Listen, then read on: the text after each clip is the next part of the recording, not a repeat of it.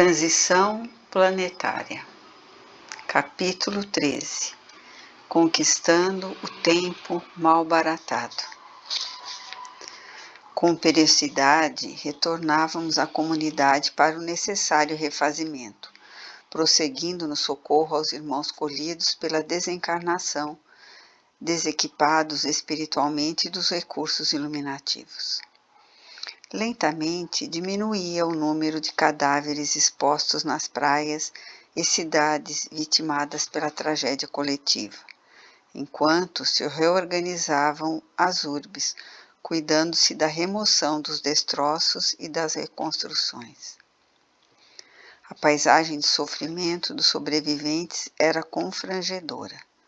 Porém, a vida, no seu sublime impulso de superar infortúnios, sustentava-os, ajudando-os na reedificação da existência.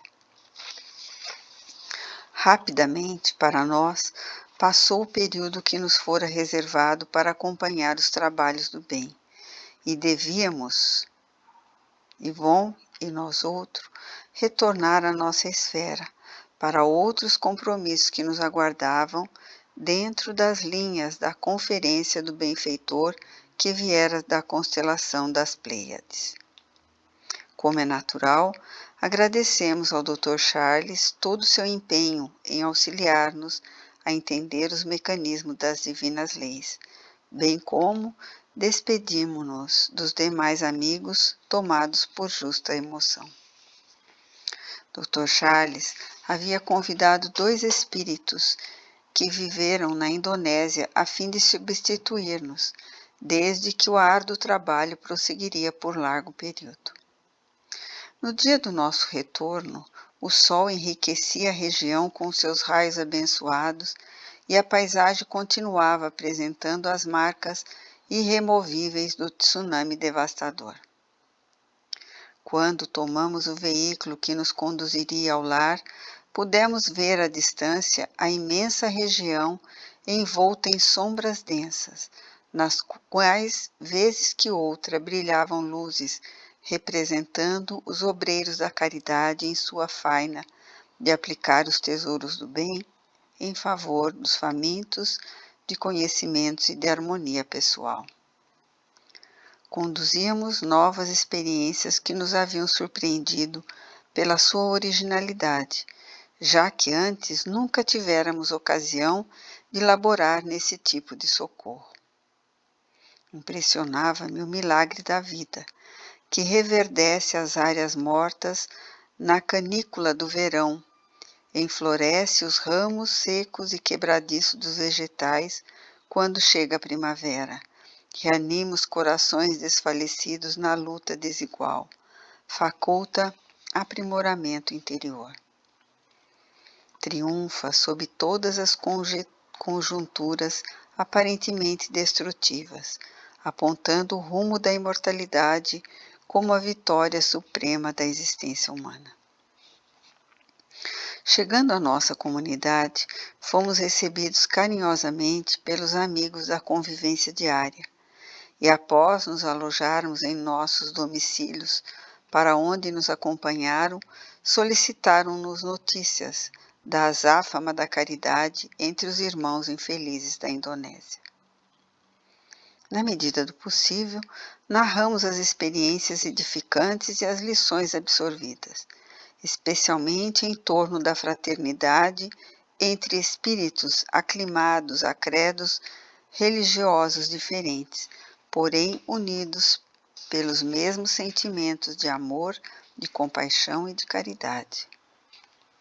Realmente, descobrimos a solidariedade que deve viger entre muçulmanos e judeus, católicos e protestantes, espíritas e demais crentes, ou mesmo não crentes, o que nos ensejou inefável alegria interior, redescobrindo a sabedoria divina em tudo pulsante, assim como o poder da solidariedade fraternal, que se não se submete aos caprichos rigorosos do ego apaixonado. Em nossa comunidade estagiavam periodicamente espíritos de diversas procedências, trabalhando conosco sob o clarão do pensamento de Jesus e de Allan Kardec, superando os impedimentos dogmáticos das suas crenças antigas e adaptando-se ao padrão universal, distante de siglas e de terminologias, mas sempre idênticas pelos objetivos elevados e as propostas libertadoras. Embora Ivon Costa residisse em outra colônia situada sobre a região do Brasil Central, com sede sobre as formosas montanhas de Minas Gerais, convidei-o a permanecer em nosso lar pelo período intermediário entre aquele e os próximos dias, quando retornaríamos à Terra, dando prosseguimento aos compromissos aceitos.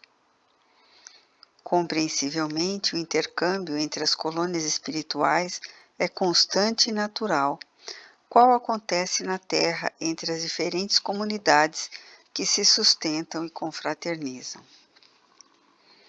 Embora cada qual possua suas próprias e específicas características, todas operam em favor do desenvolvimento moral dos seus habitantes desencarnados, preparando-os para os cometimentos futuros nas reencarnações abençoadas.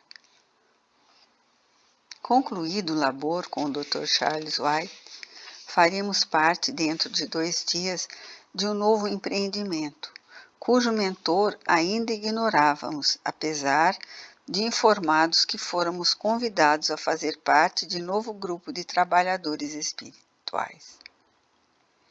O repouso, para nós, é constituído pela renovação das energias para aplicações edificantes, revitalizando-nos e auxiliando-nos a melhor entender cada vez mais as lições da vida, ampliando os nossos horizontes de serviço ao próximo, no que redunda serviço a nós mesmos. Desse modo, é um pouco diferente o repouso vivenciado pelos espíritos em relação àqueles que têm necessidade, os encarnados, que também se renovam, readquirindo forças e equilíbrio para os compromissos da evolução, dentro dos padrões orgânicos que estagiam. A vida não cessa de vibrar, o que se acontece reduziria tudo ao caos do princípio. Necessário, portanto, agir, conquistar o tempo anteriormente mal baratado, nos comportamentos equivocados, nas lutas do egoísmo, na incessante busca do prazer. De alguma forma, aguardávamos o momento de conhecer detalhes da nova programação com alguma ansiedade. O êxito resultante do cometimento concluído estimulava-nos a aguardar os novos desafios com alegria e gratidão aos céus. Aqueles que pensam que após a morte os justos repousam, equivocam-se, porquanto um todo universo vigora somente a lei da ação e da edificação. Nesse interim, tomamos conhecimento de que a caravana de serviço aos irmãos do orbe terrestre seria expressiva em qualidade e em quantidade de membros, dividida em vários grupos que atuariam em diferentes locais, sendo presidida pelo sábio geneticista Dr. Artêmio Guimarães. Conhecia-lhe um pouco a história fascinante que o projetara a condição de chefe do departamento de reencarnações em nossa colônia Redenção. O eminente espírito encontrava-se desencarnado fazia aproximadamente 30 anos, após laboriosa existência missionária no Brasil. Reencarnara-se com a missão de envidar todos os esforços, utilizando os mecanismos de preservação da vida, havendo dedicado seus empenhos em favor da saudável reprodução humana. Havendo renascido em lar modesto, a fim de conhecer as dificuldades e vencê-las desde cedo, na cidade do Rio de Janeiro, muito jovem ainda, revelou as aptidões superiores conduzidas do mundo espiritual. Criança, vivaz e simpática, inteligente e generosa, tornou-se jovem responsável e estudioso, auxiliando a mãezinha viúva, lutadora de grande envergadura, que se comprometera a recebê-lo nos braços afetuosos, enquanto, simultaneamente, frequentava a escola noturna.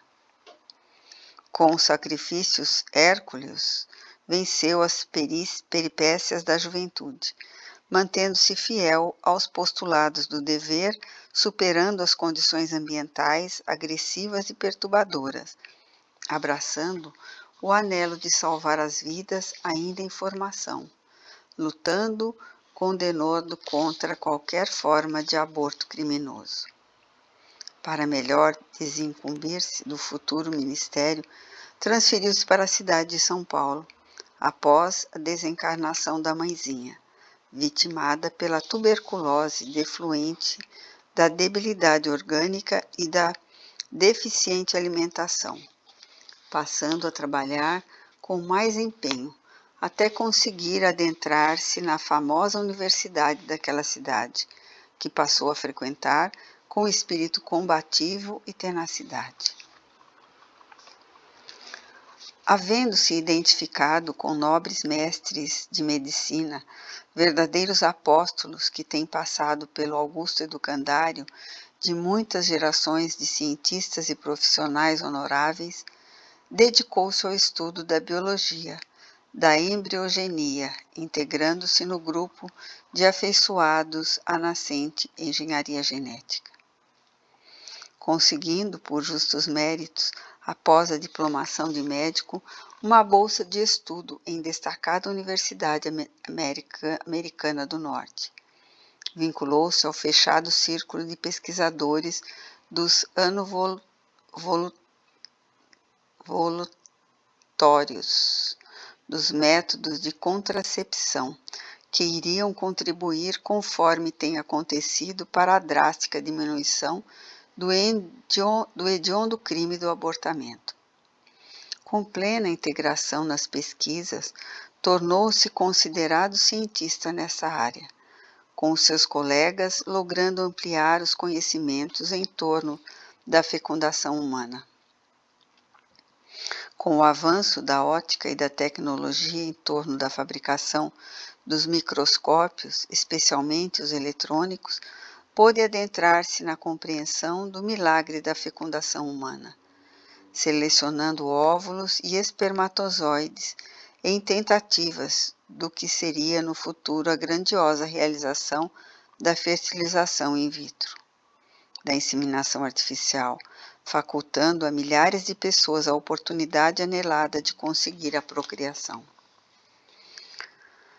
À medida que ocorria maior conscientização da sociedade em torno do uso dos anticonceptivos, lutando contra o fanatismo de alguns segmentos religiosos intolerantes, tomou conhecimento dos estudos profundos em torno do DNA e da provável futura decodificação do genoma humano, que não teve oportunidade de ver concluído esse extraordinário projeto, cujo primeiro rascunho foi apresentado ao mundo por primeira vez em junho do ano de 2000 e confirmado mais tarde em abril de 2003, por ocasião da comemoração dos 50 anos da descoberta da dupla hélice do DNA pelos cientistas Dr. James Watson e Francis Crick. Desencarnou como um justo, de certo modo de exaustão decorrente dos trabalhos severos e contínuos, vitimado por uma parada cardíaca que não lhe conseguiu encerrar a audaciosa carreira científica, prosseguindo-a na espiritualidade quando retornou. Deixou viúva uma dedicada companheira, também médica estudiosa e trabalhadora na área da infectologia, assim como 2 filhos adultos. Considerado um triunfador na missão abraçada hoje, é tido entre nós como respeitável apóstolo no campo da fecundação humana, especialista em reencarnações. Seria sob o comando desse eminente espírito que aproximadamente 500 obreiros retornaríamos ao amado planeta para a preparação da nova era, abrindo espaço para as reencarnações em massa dos migrantes de uma das estrelas da constelação das Pleiades, na tarefa sublime de ajudar a Terra a alcançar o patamar de mundo de regeneração. É certo que outras equipes já nos haviam precedido para esse mistério, muitas outras conquistariam diferentes países do orbe terrestre, e mesmo nas terras abençoadas do Cruzeiro do Sul, incontáveis laboriosos servidores de Jesus cuidariam de realizar atividades semelhantes. Nós éramos apenas um ensaio em experiência profícua, quase nada, embora portadores de significado espiritual. Os responsáveis pelos diversos grupos vinham há mais de um decênio planejando em nossa colônia, assim como em muitas outras, desde que o projeto era internacional e sem limites. Programas cuidadosos a fim de que os espíritos abençoados pudessem encontrar os recursos hábeis para os seus ministérios nos dias próximos do futuro. Foi, portanto, com emulação de felicidade superior que na noite estabelecida para o primeiro contato, rumamos, Yvon e nós outros, na direção do templo ecumênico, já referido anteriormente, onde nos reuniríamos a fim de nos encontrarmos para conhecer as diretrizes seguras elaboradas para o novo programa especial.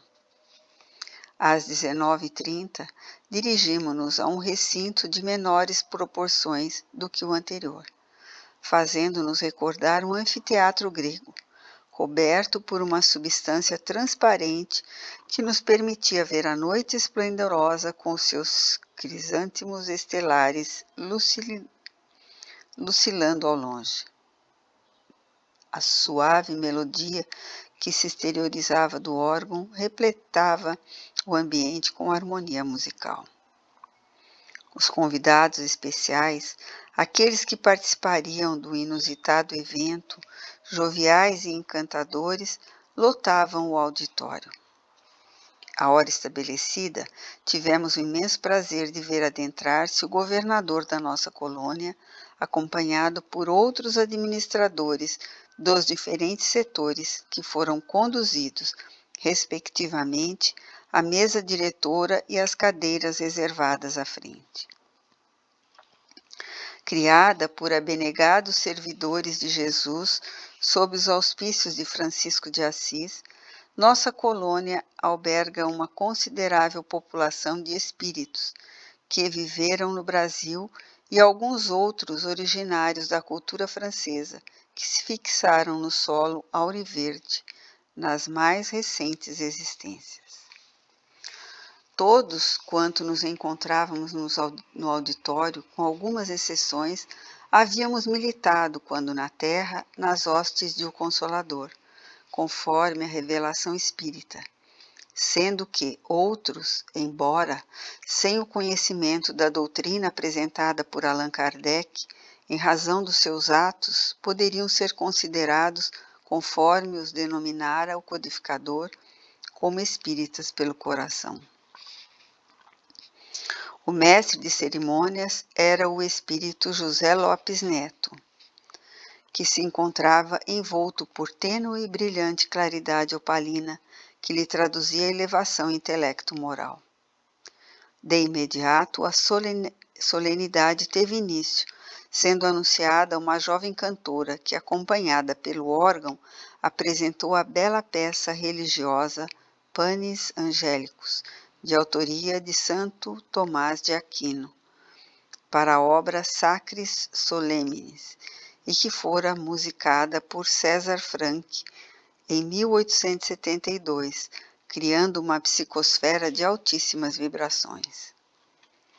Em seguida, foi composta a mesa central, sendo convidado o Dr. Artêmio Guimarães, e para encantamento de todos, acompanhamos a entrada do pobrezinho de Assis, para surpresa geral, acompanhado pela irmã Clara, no esplendor da juventude e da beleza, e mais alguns companheiros das primeiras horas da sua revolução de amor no passado. O santo irradiava bondade transcendente, como jamais nós tivéramos ocasião de vivenciar, com um semblante suave e doce, trajando as vestes gastas dos seus primeiros dias de ministério na terra. E o ar vibrava de dúlcidas energias canoras e coloridas. Recepcionados à entrada por uma comissão adrede organizada, foram conduzidos à mesa os 2 apóstolos, esposos da irmã Pobreza. Estávamos extasiados, respirando em ritmo inusitado. Após a oração de abertura proferida pelo nosso governador, Lopes Neto anunciou a palavra do nosso diretor, Dr. Artêmio, entretecendo ligeiras considerações em torno das suas responsabilidades e apresentando alguns dos seus traços biográficos. O respeitável cientista acercou-se da tribuna, exteriorizando a nobreza de que se encontrava investido, e deu início à sua mensagem. Nobres mentores, que nos honrais com as vossas presenças. Queridas irmãs e queridos irmãos em Jesus Cristo, louvemos o Senhor e cantemo-lhes hosanas. A lei de progresso é incontestável e o amor de nosso Pai é incomensurável, proporcionando a tudo e a todos contínuo aprimoramento que os levará a culminâncias da plenitude. Conforme assinalado por Jesus no sermão profético registrado pelo evangelista Marcos, no capítulo 13 e seus versículos, vivemos a época dos sinais representativos das grandes mudanças que se operarão no planeta terrestre ao longo dos séculos. Posteriormente, confirmadas as graves revelações por João Evangelista no seu memorável Apocalipse, vivemos já esses dias significativos, anunciadores das grandes transformações que se vêm apresentando no orbe amado. Muito antes deles, os profetas Isaías, Enoque e outros também assinalaram os acontecimentos que deveriam suceder, graças aos quais um novo mundo rico de bênçãos surgiria para a humanidade. Por sua vez, o calendário maia igualmente registra os graves sofrimentos para as criaturas terrestres deste período com grande margem de acerto. Nostradamus, o mais célebre dos profetas, teve ocasião de assinalar os eventos dolorosos que se abateriam sobre os seres humanos, caso permanecessem nos comportamentos arbitrários que se têm permitido. Mais recentemente, Edgar Cayce previu mudanças muito acentuadas na geografia terrestre, em várias partes do seu país e noutros continentes, como resultado de fenômenos sísmicos definidores do Novo Mundo. E multiplicam-se, ao longo da história, as revelações em torno das ocorrências afligentes que se vêm apresentando em toda parte, chamando a atenção das criaturas humanas que permanecem descuidadas, absorvidas pelos vapores do prazer e dos gozos desgastantes. Os Espíritos do Senhor também se referiram a esse respeito a Allan Kardec, durante a codificação dos seus ensinos, elucidando que ocorrências trágicas assolariam o planeta, trabalhando-lhe as estruturas físicas, morais e espirituais. Periodicamente, profetas de ocasião e sensitivos dignos expressam os seus sentimentos e preocupações em torno das grandes mudanças que já acontecem, mas que se tornarão mais expressivas, caso a sociedade prossiga na correria desenfreada descalabros morais provocados pelo egotismo a que se aferra. Tais fatalidades se expressam como efeito dos comportamentos primitivos que ainda nos permitimos, distanciados dos ensinamentos libertadores apresentados por Jesus e de fácil vivência, desde que aplicados aos conceitos morais e espirituais vigentes na sociedade engessada na ignorância e no materialismo, mesmo aquela que se vincula teoricamente a determinadas crenças religiosas. De certo modo, a paisagem das revelações apresenta-se dantesca, temerária. Não obstante a valiosíssima contribuição em torno dos acontecimentos lutuosos, tem havido um grande ouvido a respeito daquilo que acontecerá depois das ocorrências destruidoras. Todas as profecias, no entanto, afirmam que surgirá um mundo melhor, uma nova Jerusalém, terras onde manarão leite e mel, paraíso de luz e beleza, por que não dizer o reino dos céus na terra mesma. E essa revelação é esquecida, porque ainda predomina em o espírito humano o interesse de informar sobre o apavorante e ameaçador, com esquecimento proposital ou não, em torno das benesses do amor e da misericórdia de Deus para com as suas criaturas. Quando o evangelista João ouviu as graves revelações, seu coração ficou pesado e ele perguntou: não há esperança? Havia muita aflição no discípulo amado, que logo escutou a resposta formosa: sempre há esperança, ó tu, para quem o céu e a terra foram criados.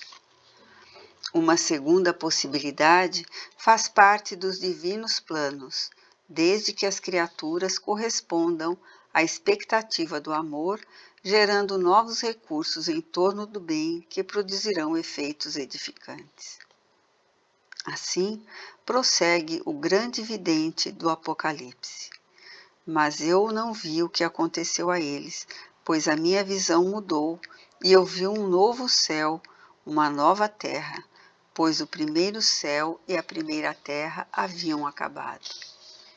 A emoção tomou o apóstolo, que então exultava, quando ouviu uma grande voz dos seres angélicos que dizia: não mais haverá morte, nem tristeza, nem choro, nem haverá mais dor. Houve uma pausa alentadora, diminuindo as preocupações dos ouvintes em relação aos acontecimentos afligentes em pauta. Pessoalmente, sempre me detivera na revelação do desespero, não nos efeitos decorrentes quando chegasse o período de bênçãos, logo após as grandes calamidades no mundo renovado. A seguir, o digno mensageiro deu continuidade à peroração. Ocorrerão essas bênçãos, porque espíritos não comprometidos com o mal estarão no planeta construindo o reino dos céus nos corações e trabalhando eficazmente em favor da solidariedade atendida pelo amor. Virão apressar o progresso moral, utilizando-se do intelectual e tecnológico para promover a fraternidade entre os povos, a fim de que os mais poderosos ajudem no desenvolvimento dos menos aquinhoados, substituindo a guerra pela solidariedade, a escravidão decorrente do comércio perverso pela liberdade de escolha e de trocas, combatendo as doenças pandêmicas e endêmicas, as degenerativas, que já não se justificarão, porque os membros da formosa família não estarão assinalados pelos débitos de grande porte. O planeta, renovado na sua constituição física, harmonizada as placas tectônicas, diminuída a alta temperatura do magma vulcânico, muitos cataclismas que o assolavam e destruíam desaparecerão pouco a pouco, apresentando-se com equilíbrio de temperatura, sem os calores calcinantes, nem os frios enregelantes e com paisagens edênicas. Adaptando-se às novas condições climáticas, o organismo físico experimentará modificações especiais, em razão também dos seres que o habitarão, imprimindo nele outros valores psicológicos, que irão contribuir para a sua evolução espiritual. Será nesses corpos que estarão reencarnadas multidões de visitantes benéficos, contribuindo para o progresso da humanidade. Concomitantemente, aqueles que puderem fruir desse momento, após a grande transição, graças ao pensamento e à iluminação interior, libertar-se-ão de órgãos desnecessários, mantendo formas gráceis e leves, compatíveis com a futura atmosfera física e moral da Terra feliz. Nesse comenos, os irmãos geradores de distúrbios e de conflitos, os guerreiros contumazes e os arruaceiros, aqueles que se comprazem nos campeonatos da perversidade, por sintonia vibratória, transferir-se-ão para outro planeta, cuja psicosfera seja compatível com as suas condições, recebendo-os em exílio temporário, quando aplicarão os conhecimentos tecnológicos para auxiliar os seus habitantes, sofrendo a dor da saudade, da separação dos afetos e preparando-se moralmente para retorno, para a ascensão. Nunca se perdem os valores ante os divinos códigos, e o Pai amantíssimo vela pelo universo, havendo delegado a Jesus a criação e a governança da terra, que vem conduzindo com inefável amor e ímpar compaixão, a fim de que os seus habitantes nos despojemos das imperfeições que nos retêm na retaguarda e, como filhos pródigos, retornemos ao seu rebanho. Novamente silenciou emocionado. Luzes diáfanas adornavam-no à medida que falava, oferecendo-nos uma voz doce e inesquecível. Continuando, afirmou: muitos de nós equipamo-nos dos conhecimentos próprios nas áreas da genética, da embriologia e da embriogenia, a fim de prepararmos os corpos que acolherão por algum tempo, no claustro da maternidade, esses mensageiros do amor e da misericórdia na sua peregrinação terrestre.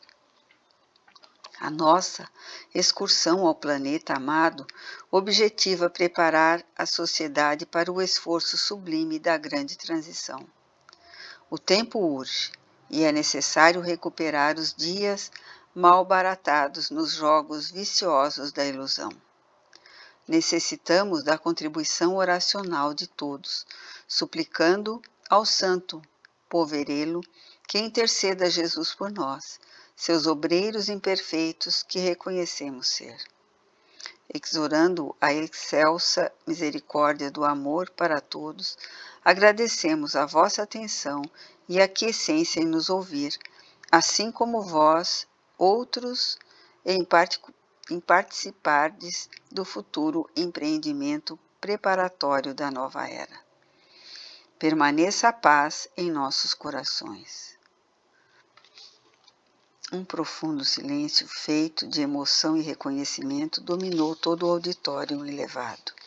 Nesse momento, o santo de Assis levantou-se, dirigiu-se à tribuna e, nimbado de claridades siderais, exorou emocionado: Mestre sublime Jesus, fazei que entendamos a vossa vontade e nunca a nossa, entregando-nos a vossas mãos fortes para conduzir-nos. Permiti que possamos desincumbir-nos dos deveres que nos cabem, mas não conforme os nossos desejos. Lançai vosso olhar sobre nós, a fim de que tenhamos a claridade da vossa ternura, e não as sombras da nossa ignorância. Abençoai os nossos propósitos de servir-vos, quando somente nos temos preocupados em utilizar do vosso santo nome para servir-nos. Envolvei-nos na santificação dos vossos projetos, de forma que sejamos vós em nós, porquanto ainda não temos condição de estar em vós. Dominai os nossos anseios de poder e de prazer, auxiliando-nos na conquista real da renúncia e da abnegação.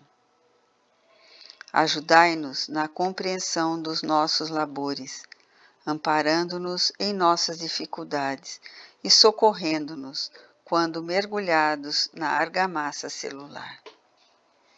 Facultai-nos a dádiva da vossa paz, de modo que a distribuamos por onde quer que nos encontremos e todos a identifiquem, compreendendo que somos vossos servidores dedicados.